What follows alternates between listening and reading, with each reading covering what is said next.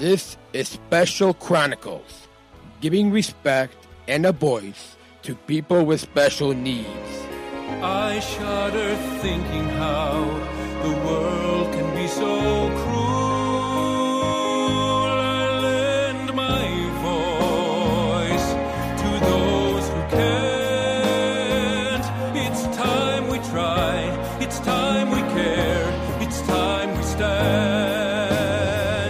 It starts with a voice. Welcome to the Special Chronicles Show.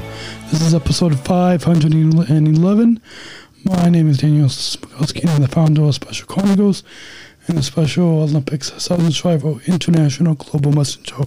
Before we begin today's episode, follow Special Chronicles on Instagram, Facebook, LinkedIn, and YouTube. Subscribe, rate, and review Special Chronicles on Apple Podcasts, Spotify, and wherever you listen to podcasts. Our website, specialchronicles.com, where you can stream archives of over 730 episodes absolutely for free. Also, there's a list of our favorites, original series, award-winning columns and blogs, and sign up for our newsletter to receive exclusive bonus content delivered to your inbox. Again, specialchronicles.com. This week on the Special Chronicles podcast, Unified at Work Series, Season 4 premiere, we present the United Airlines Bridge January TownHall, featuring the full edited audio recording replay of a presentation from the American Association of People with Disabilities talking about disability and ableism. First, we're going to take a brief break to let you know about one of our podcast partners. Support for Special Chronicles comes from United Airlines Bridge Disability Business Resource Group. Special Chronicles is proud to partner with United Airlines and the Bridge BLG. Bridge BLG is committed to being an ally for all employees and customers with disabilities. Bridge helps to create internal awareness to keep accessibility needs in mind and partner with key organizations to empower disability inclusion for employment and travel. Bridge, connecting people of all abilities. Book your travel today on United.com or on the award-winning United app. Learn more about United's commitment to disability inclusion for employment and travel at specialchronicles.com/United. That's specialchronicles.com/United. And now,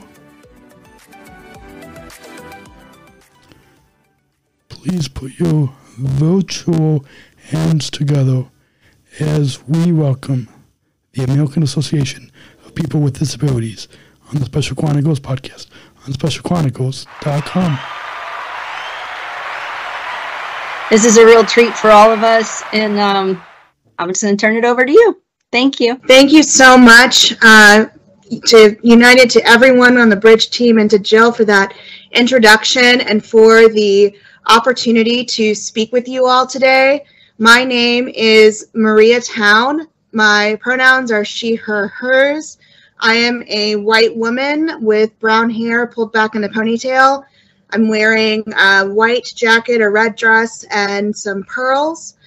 I am thrilled to be with you all today. To introduce myself, I serve as the President and CEO of the American Association of People with Disabilities. As Jill mentioned, we are a national cross-disability civil rights organization. We'll say more about ourselves in a bit. But I'm also a person with a disability. I have cerebral palsy, and one of the things that I bring to this work is my personal experiences. And when I was very young, I realized that my life was shaped by policies and attitudes about disability, and I knew that I wanted to change them for the better. And so I've had the great privilege of working in disability advocacy for over a decade, and I get to do it with people like Christine Liao, who I will turn it over to introduce herself. Christine? Hello, everybody. It's great to be here with you all. My name is Christine Liao. My pronouns are she, her. I am a young Chinese woman with long black hair, brown eyes, wearing a gray long-sleeved sweater. Behind me is some nature artwork and a plant. and I am the program director at the American Association of People with Disabilities. Like Maria, I have been with AAPD since 2019. My past and current professional experiences have been dedicated to cultivating inclusive and intersectional spaces for people with disability to develop their leadership skills and to be able to be a part of a larger community. Like Maria, this stems from my personal experience of growing up and not sure where I belonged, whether that was my Asian community or my Deaf community. So I've been very focused on making sure that everyone who participates at AAPD can bring all of their identities together, not just their disability identity. And today we're also joined by one of our AAPD program alum, Xuan. So I'm going to turn it over to her to introduce herself. Hi everyone, my name is Xuan Truong. I go by she, her pronouns. I am a female Asian American wheelchair user, and I am sitting in my office. It is just your typical boring office background, and right now I serve as the academic advisor for my local community college. My background is in social work, so I got my master's of social work back in May, and I am clinically licensed. I was AAPD's summer 2021 intern, and it was such an amazing experience. It laid the foundations for just disability rights and disability justice, and I bring that to my work every day. So I guess we can go on to the next slide.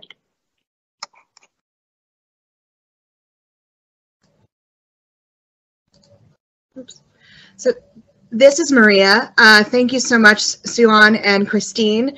To give you all an overview of the American Association of People with Disabilities, or AAPD, as mentioned, we are a cross-disability civil rights organization, and we are disability-led.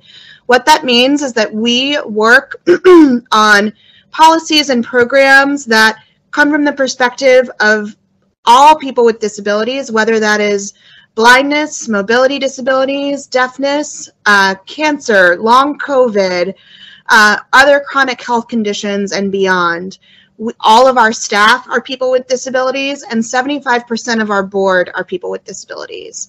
We work to increase the economic and political power of the more than 60 million Americans with disabilities. As Jill mentioned, 1 in 4 United States adults are disabled. And actually mobility and access to transit and access to flight are key components of making sure that disabled people can increase our economic and political power. We work to achieve our mission through engaging in both programming and policy initiatives. Some of our programming initiatives are Disability Mentoring Day, the Hearn Awards, Rev Up, which is our voting program, and our internship program, which we are very proud and grateful to have United support for. Next slide.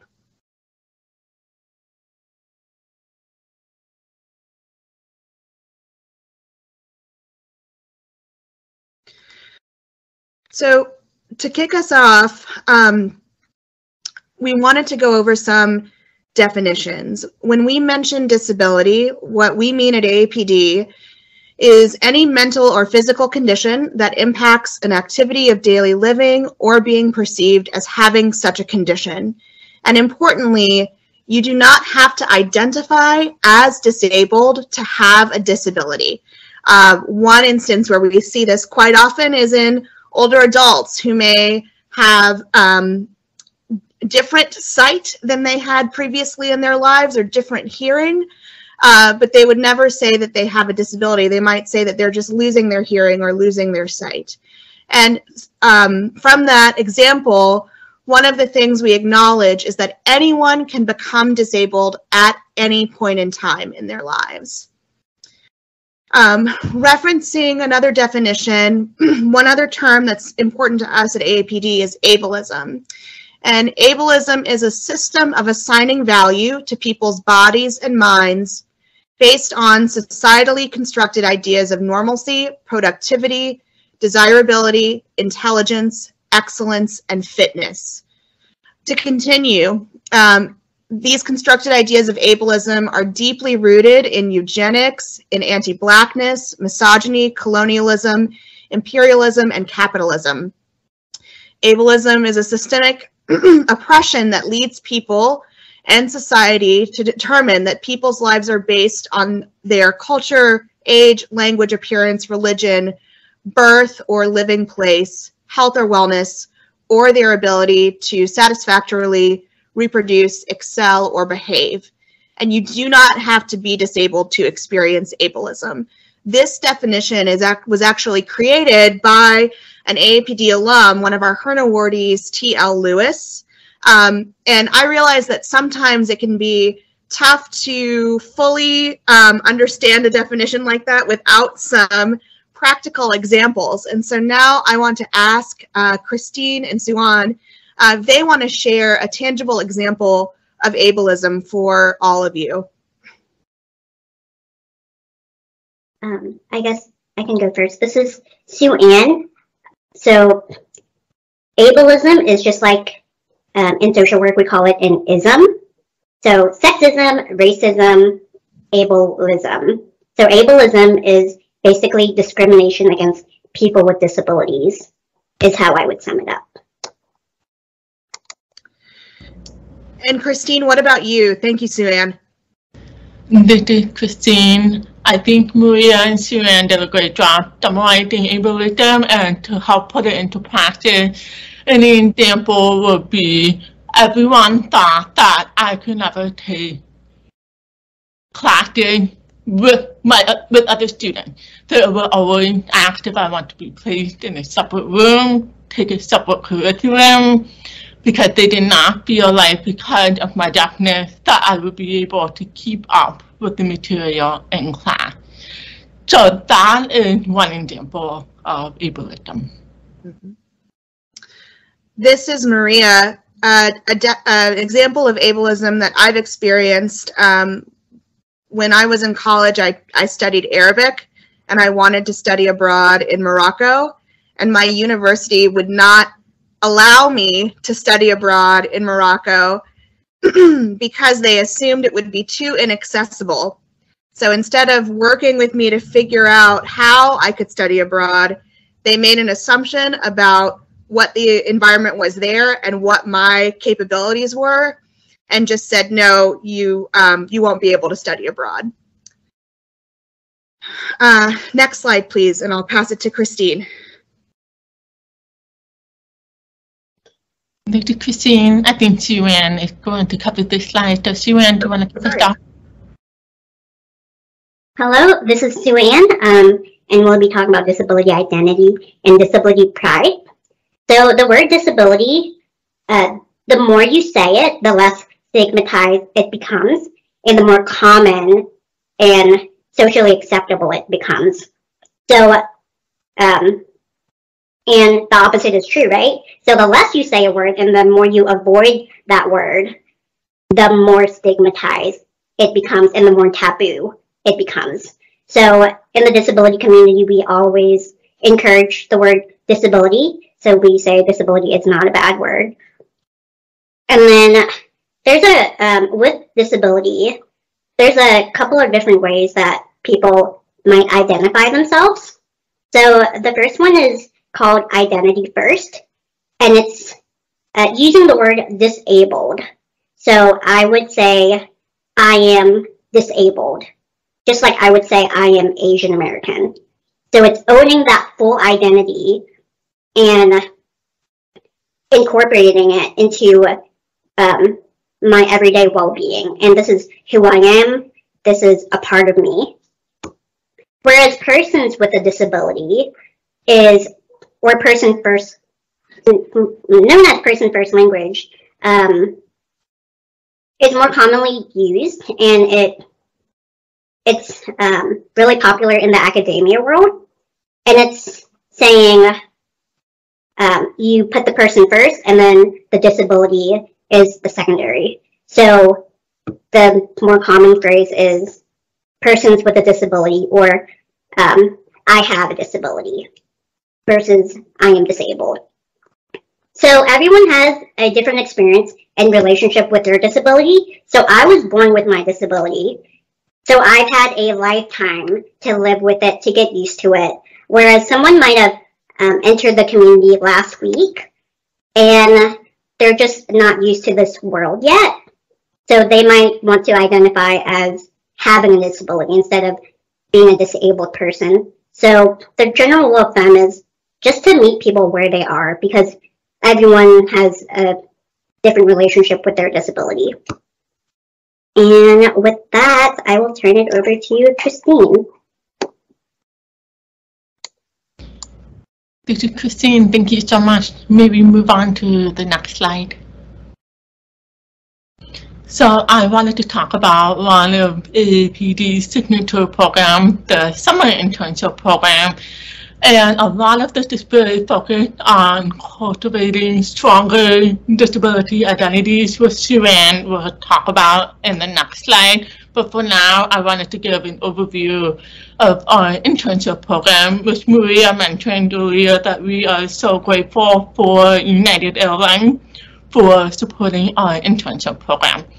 So the internship program was established in 2002. So this is our 21st year of implementing the program. Our internship program focuses on providing a professional and career development opportunity for disabled students and recent graduates to access meaningful employment, gain leadership skills, and connect to the broader disability community. We recruit students and recent graduates with disability across the country and place them in a high-level paid internship on Capitol Hill, in federal industry, national nonprofits, and for-profit organizations for 10 weeks.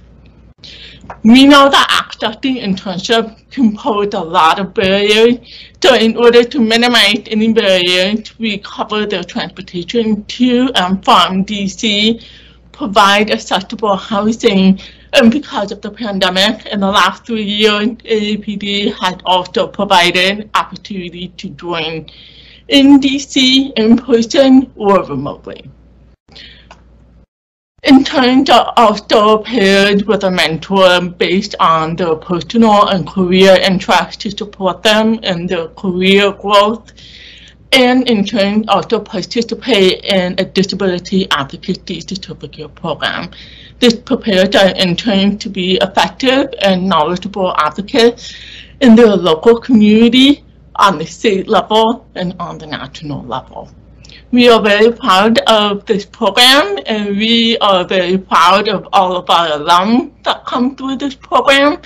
So I'm going to turn it back over to Xuan to share a little bit about her experience on the next slide.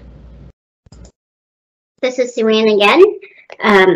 So I was a AAPD Summer 2021 intern, and back then, and I still am now still passionate about disability and employment, and I was always interested in what are ways that we can kind of close that gap of disability unemployment. And so I landed in the National Disability Rights Network, or NDRN, and I was put on a team and to task with phasing out the sub-minimum wage, or Section 14C under the Fair Labor Standards Act for people with disabilities. And if you're not familiar with the sub-minimum wage, it basically said that under this 14C clause that you can't, companies with a 14C certificate are allowed to pay people with disabilities under the federal minimum wage. And studies have found that people have been paid as low as 2 cents an hour. So During my time at NDRN, I connected with legislators to educate them on the importance of equal pay and just equal dignity at work. So my current role, I serve as the academic advisor for our iLead program, which stands for the Independence Literacy Education for Adults with Disabilities. And so I work with young adults with disabilities who are transitioning out from high school and into college. And they are college students. So it's a non-credited course. So there we assist them and kind of prep them for curriculum classes if they so choose to do that after our program. And I also help out with Project Search, which is a national program that hires people with disabilities. And to kind of bring this all back, I first learned about Project Search at my AAPD internship at NDRN. So I got to talk about that during my interview. So thank you, AAPD, for helping me land my first job. So with that, we'll just turn it over to the next slide.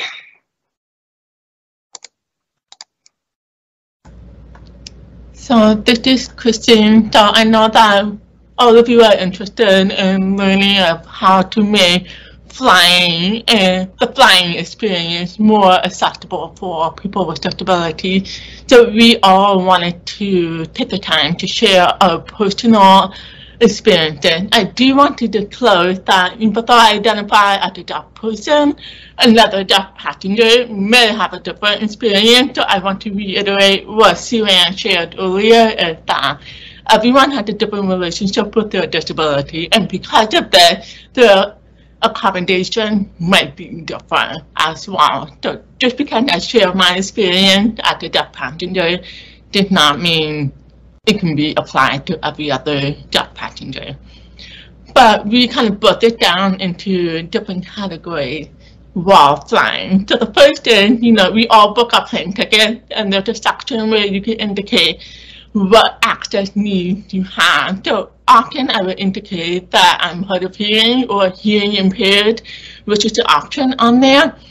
But one of the challenges that I have is I'm not sure how that information is used, because when I get my mobile boarding pass, it doesn't say that I'm deaf or hard of hearing on it, or if I print it out at the airport, it also doesn't disclose that I'm deaf or hard of hearing. So it still makes me feel like I have to actively disclose to the gate attendant when I'm there.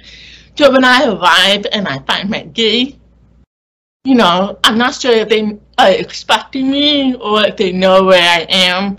So I go up to them, and then I feel like I have to explain to them, hey, I can't hear when I'm supposed to board, and I would like to talk to the pilot and the flight attendant of what kind of accommodation I need on the plane.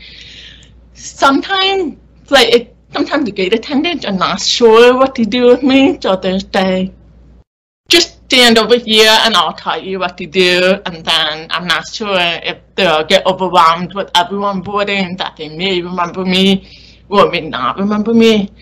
So it creates a little bit of uncertainty every time I fly, not knowing if I'll have the opportunity to talk with flight attendants. And it's important for me to be able to talk to them before everyone else is on the plane, so I can let them know where I'm sitting, how I prefer to be communicated, and if at all possible, when there's an emergency, I would like to know. But it brings some challenges because, if there's a wind going on, everyone has to be seated, but everyone's making an announcement, and the plane ride is going to get very bumpy, but I'm not going to know why.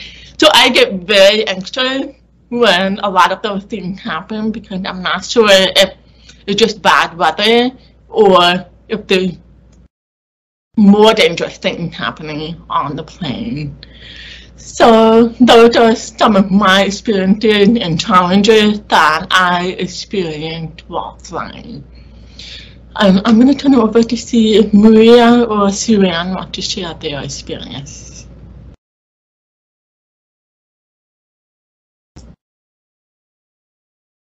I can go. This is Xuan.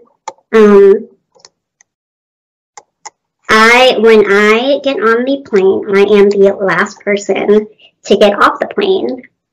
So that can get a little bit challenging, especially if it's a connecting flight.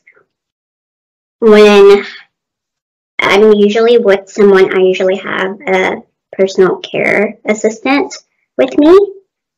And the last time when I flew, one of the flight attendants thought that my personal care assistant was my mom. And she is actually my cousin, and she's only 7 years older than me. So that was really awkward.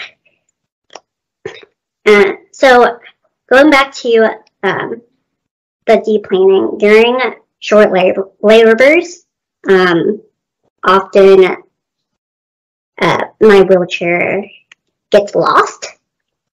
And so if I'm catching a flight in the next 20 minutes or a connecting flight in the next 20 minutes, I get very anxious because who knows where that wheelchair is. And it really puts me and the person going with me at risk for missing the connecting flight.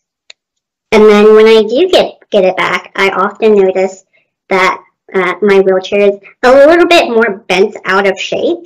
So the headrest might be off, the armrest might be a little bit wonky. I mean, I don't have nightmare experiences, but it is a little bit concerning when something that costs, 30 grand isn't handled with the care that it needs to.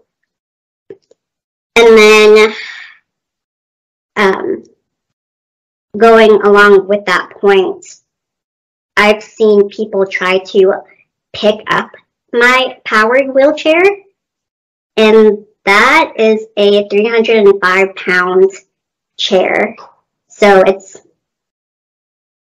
someone picking it up, it can be easily dropped, and it could, one, hurt the person, and then two, damage the equipment. So that's kind of my experiences so far.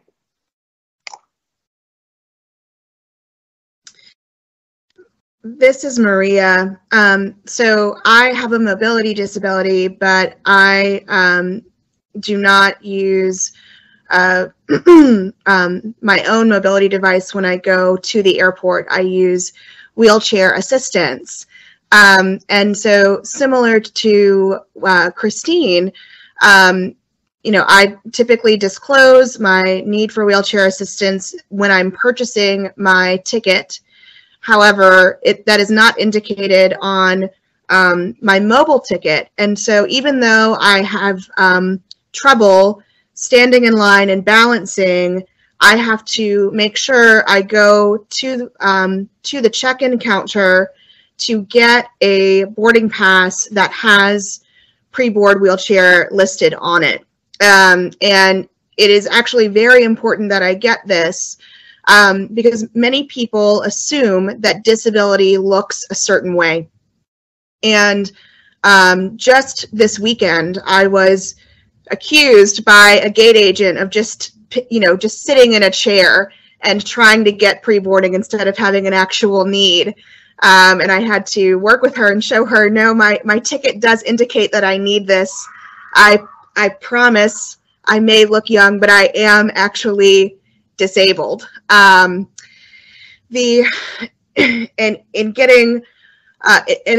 it can be a very frustrating experience for myself because most airports have slightly different practices around this, where you're supposed to go to let the airline know that you need wheelchair assistance, where you're supposed to wait. And in my interactions, a lot of times gate agents assume that disabled passengers know this information and get frustrated because we're not doing the right thing. But it can be very difficult to find accurate information before we fly on what we're supposed to do in any given airport, or for any given airline. And then similar to Xuan, I am also often one of the last people to deplane, and this can be frustrating for everyone involved, myself, the flight attendants, the pilots who either want to get on with their lives or want to go to their next flight. And I am frequently encouraged, especially because they know that I can walk, to just walk up the jet bridge and wait at the gate. Or if I'm not encouraged to walk up the jet bridge, if a chair is down and waiting, but there is no wheelchair assistant, I'm encouraged to just sit in that chair and wait on the jet bridge for someone to come. And that feels unsafe, and sometimes it's very cold. And so it just creates a really unpleasant experience, which is rough if the flight has been great otherwise. So those are two of my most recent experiences, and we can go to the next slide.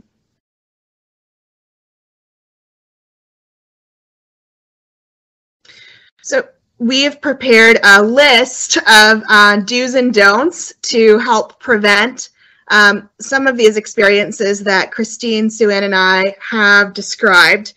And one of our biggest do's is listen and ask questions rather than making assumptions. Excuse me. Sometimes assumptions can lead to, again, negative experiences, frustrations, and at worst, they can lead to direct harm, whether that be for our mobility equipment or harm to the individual themselves. Christine, do you want to take the next one? Thank you, Christine. The next do is related to the one that Maria mentioned, which is work with us to come up with a solution. Because access needs and accommodation are so individual to the disabled person, we don't expect you to know all the answers sometimes, but we hope that you will work with us and say, okay, this is what we can do. Does that work? No, okay, let's keep thinking of solutions so we feel like we are collaborating together to a solution that works both for us and for you. Xuan, do you want to take the next one? So ask us our preference. So instead of the first one, like assuming, a good rule of thumb is to ask us what we want instead of just assuming that's what we need. And I think a good example is if I'm sitting, if there's 2 seats available, and the assumption is I would like the middle seat because it's kind of in between 2 people. My preference is to just have the window seat so that when people come in and out, I don't have to move and I don't have to pull my feet up, and because I have fragile bones, so if my feet are hit, they can easily break. So just a simple question can make a really big difference. This is Maria. Another do is to be ready to share the process or be willing to find the answer. So many of the fraught interactions that I might have when I fly are partially because I don't know the process. And again, the other person, whether they're a gate agent or a flight attendant, is assuming that I do know. And something that is always very helpful is when an individual takes the time to explain the process or work with me to find an answer to my problem, so that I know for the future, and they actually know that they may need to explain this again to other passengers in the future. Christine, do you want to take the first don't? So our first don't is don't ignore us. I have found that when I'm flying, I might be the first step person that they meet. And so often gate attendants or a flight attendant can be nervous and say, okay, we're going to put you to the side right here, and we'll come back to you.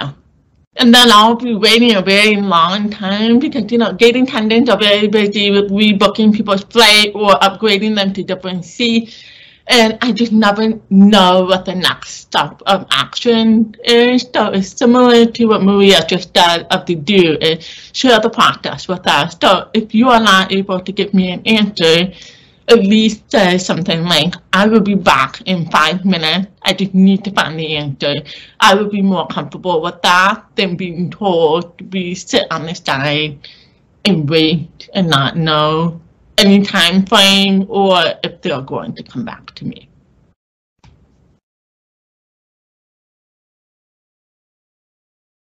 So this is Xuan. Do things without our consent. Again, I have osteogenesis imperfecta, and that is brittle bone disease. So if someone assumes that they can just pick me up without asking me first, that is a big no. So just ask, make sure that you're letting us know how you're going to assist, and make sure that that's okay.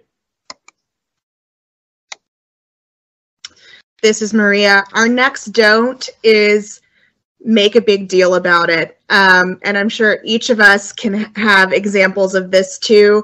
I know when I fly,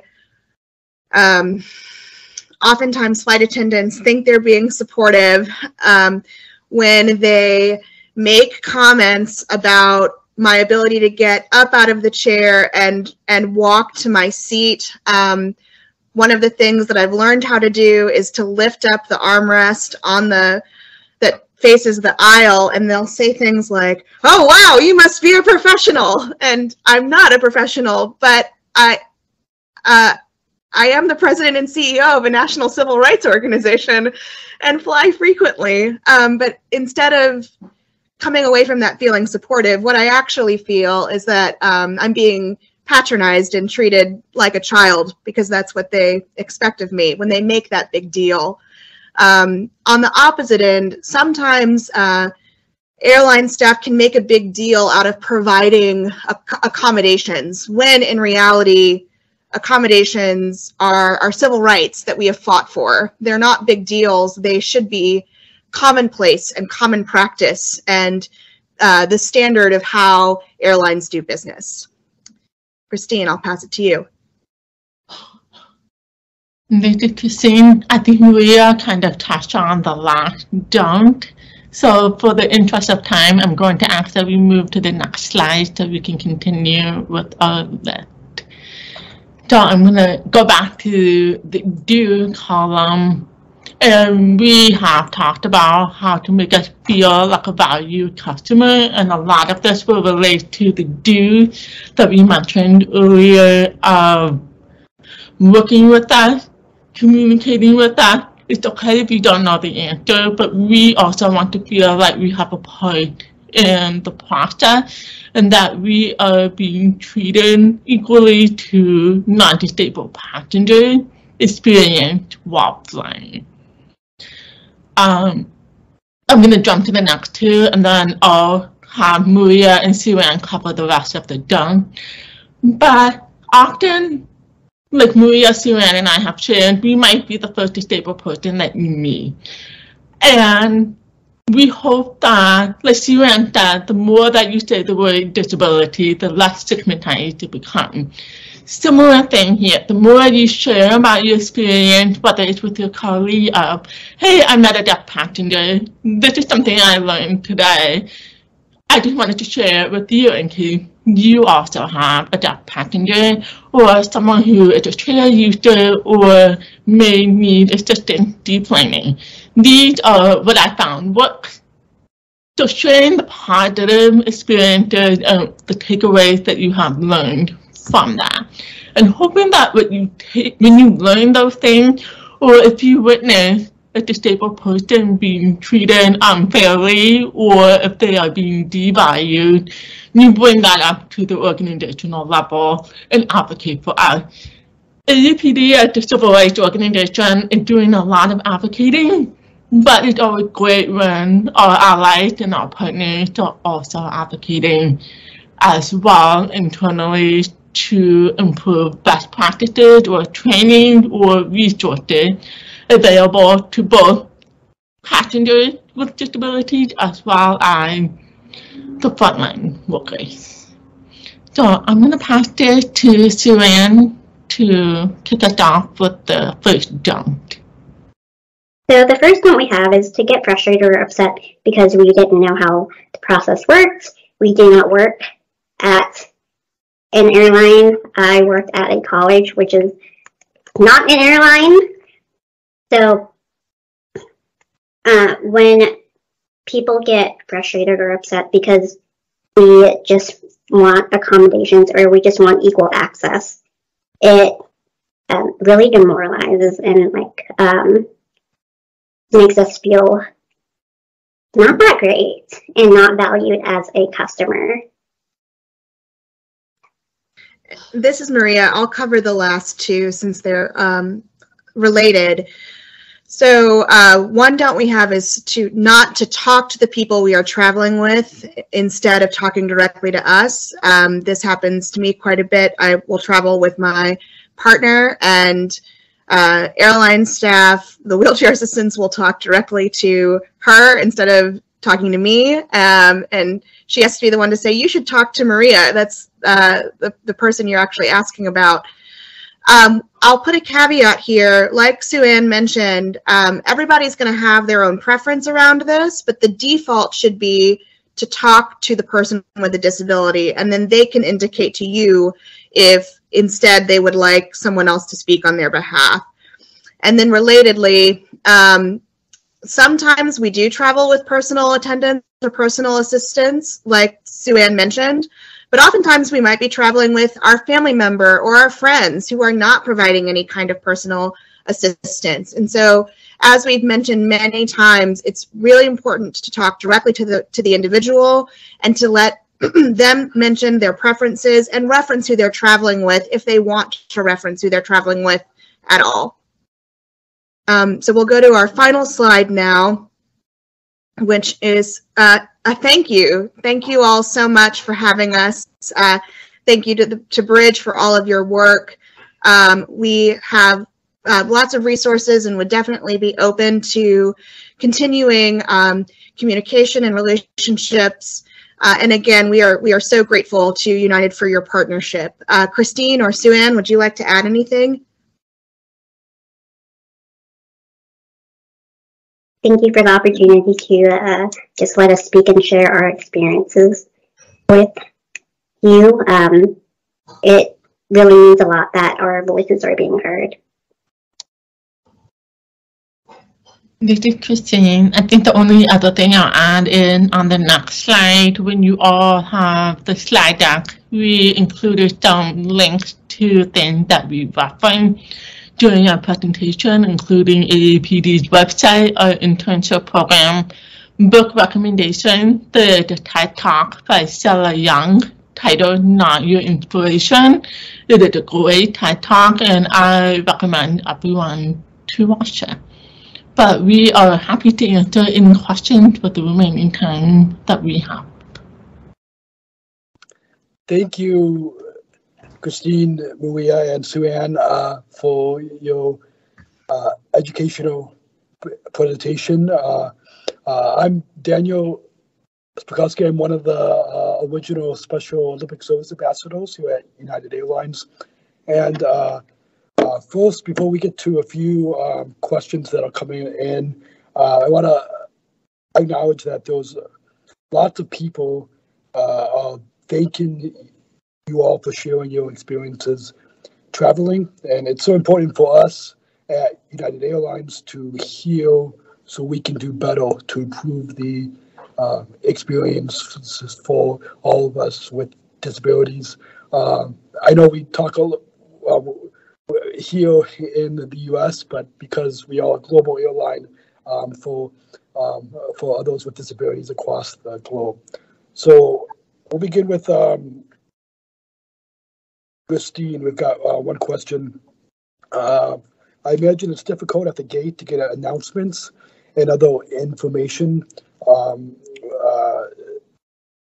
Do you rely on the airline's mobile app, or what tools or accommodations would you like to see United do to make it easier for you to travel independently? This is Christine. Some airlines that have worked really well when there's a screen that announces what group is boarding. And it's helpful for me to know when priority boarding is happening so I can get to the front of the line. And it's helpful if the gate attendant tells everyone else that I am also supposed to be there, because people make a lot of assumptions that I am just a young person trying to board the plane first before everybody. In terms of the plane experience, it would be great to have some kind of captioning device on the screen, or whether it's through your phone or the United app, of announcements that are being made, such as the wind is really high right now. We are going to be circling for 30 minutes, so we are going to be delayed, or we are going to an entirely different airport, which has happened, and I was like, I don't know where I am when I got off. I didn't know how I was supposed to get my luggage, how I was supposed to get back to my original destination, but all of that was displayed on the announcement. And because everyone was grumpy at 1 a.m., none of the flight attendants wanted to explain that. Just something to give that information in a written format or through the app would be helpful. Awesome, thank you. Now, for Maria or Xuan, either both of you or one of you can answer this next question, which is, when you travel with a mobility device, do you have any tips or best practices on how to best handle your device?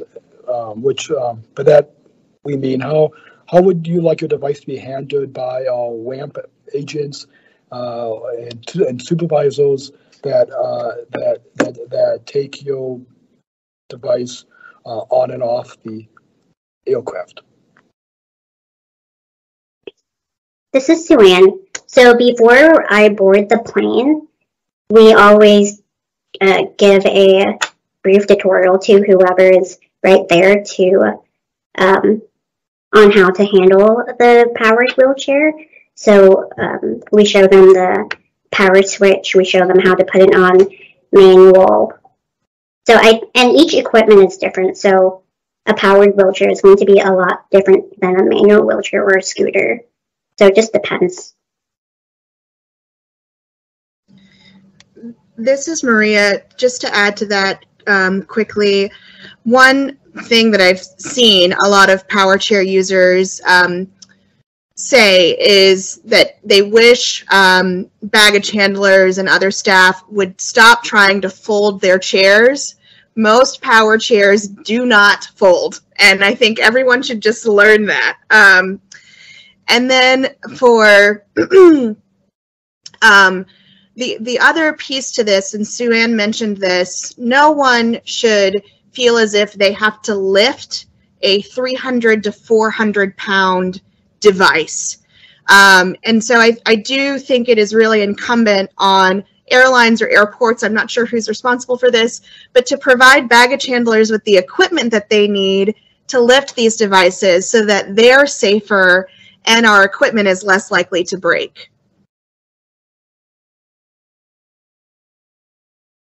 Awesome, thank you. I believe we've got time for possibly one or two more questions that I'll come in. So our next question is trying to look through the chat here. Are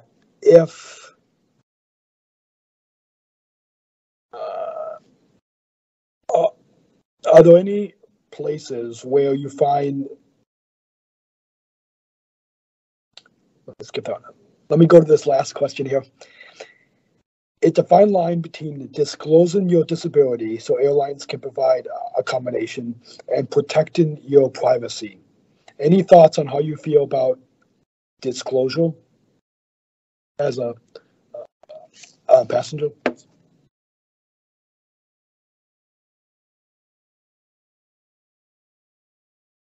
This is Maria. I'll take a stab at this, and then Christine or Xuan might have different insights. So part of the reality of accommodations is a requirement to disclose.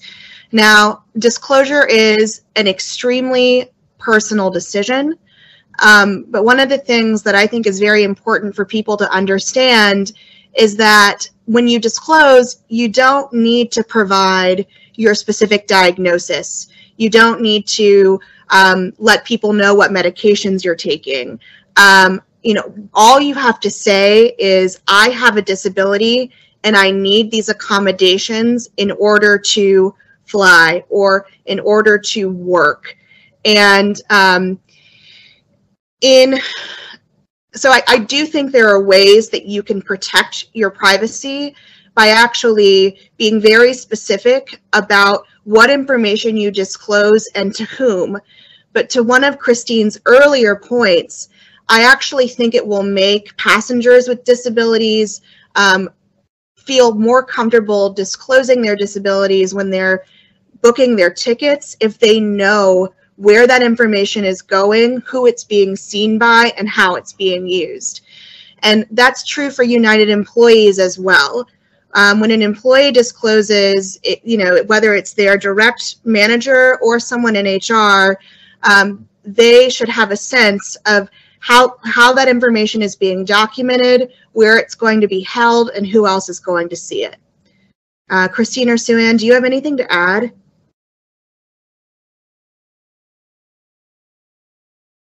Christine, I think Maria did a great job. I think and another example I would give is before the pandemic, I often did not disclose my disability on the ticket because I am a person who relies a lot on lip reading, and I did not want to deal with gate attendants or flight attendants making it a big deal if I disclosed that I was deaf.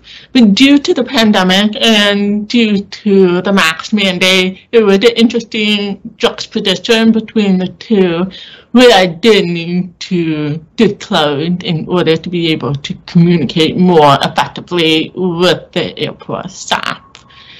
So a person's preference of disclosing can depend on the airport experience, the staff around them. Sometimes I don't disclose it when I book it, but I get to the airport and realize, oh, I actually do need assistance with this. So sometimes it's not always shared up front. Thank you, Christine, Maria, and Xuan, for your questions. And I know everyone really enjoyed your presentation. I want to pass. Support for Special Chronicles comes from listeners like you. As an independent public media podcast, Special Chronicles will always be there for you. Now we're asking you to be there for us. As a nonprofit independent media organization, we can only make programs like Special Chronicles with listener support. Our programs provide weekly, candid, honest, and inspiring conversations about the people with disabilities community that creates awareness, support, and advocacy within each week's episode. Listeners tell us our shows are an enjoyable and necessary podcast for the intellectual and developmental disability community and everyone else who is able to listen to stories about life from a different angle. Please, if you and your family love our weekly podcast, make a one-time, monthly, or annual gift of thanks today. Support this podcast at specialchronicles.com/give. That's specialchronicles.com/give. Support for Special Chronicles comes from ComEd. Special Chronicles is proud to partner with the ComEd Energy Force Ambassador Program. The Energy Force is the country's first energy efficiency education program designed for and taught by people with disabilities. ComEd is powering lives and really is powering us here at Special Chronicles to keep the lights on and our technology is powered on. As ComEd powers the lives of us, they're literally giving a voice to people with special needs. We thank ComEd for the generous support of our mission at Special Chronicles. Learn more at specialchronicles.com/ComEd. That's specialchronicles.com/ComEd. Special Chronicles is hosted by Podbean Podcast Hosting, the easiest, most affordable option to get started in podcasting. At Special Chronicles, we proudly host our weekly podcast free now to get started in podcasting today when you visit specialchronicles.com/Podbean. That's specialchronicles.com/Podbean. Our live streams are powered by StreamYard, the easiest way to create professional live streams. StreamYard is a live streaming studio in your browser. Interview guests, share your screen, and much more. Stream directly to Facebook, YouTube, LinkedIn, and other platforms. Sign up for StreamYard today using our StreamYard referral link when you visit specialchronicles.com/StreamYard. That's specialchronicles.com/StreamYard. Thank you for listening to this episode of the Special Chronicles podcast. Our podcast was produced by Daniel Smrokowski on the Special Chronicles Network. Follow Special Chronicles on Instagram, Facebook, Twitter, LinkedIn, and YouTube. Subscribe, rate, and review Special Chronicles on Apple Podcasts, Spotify, or wherever you listen to podcasts. Our website, specialchronicles.com, where you can stream our archives of over 500 episodes for free. Also, there's a list of our favorites original series, award-winning columns, and blogs. And sign up for our newsletter to receive exclusive bonus content delivered to your inbox. Again, specialchronicles.com. Special Chronicles is hosted by Podbean Podcast Hosting. Our live streams are powered by StreamYard. Thanks as always to our business manager, Daniel Smrokowski, who always encourages us to never give up. I'm Daniel Smrokowski, back next week with more stories. Special Chronicles, giving respect and a voice to people with special needs.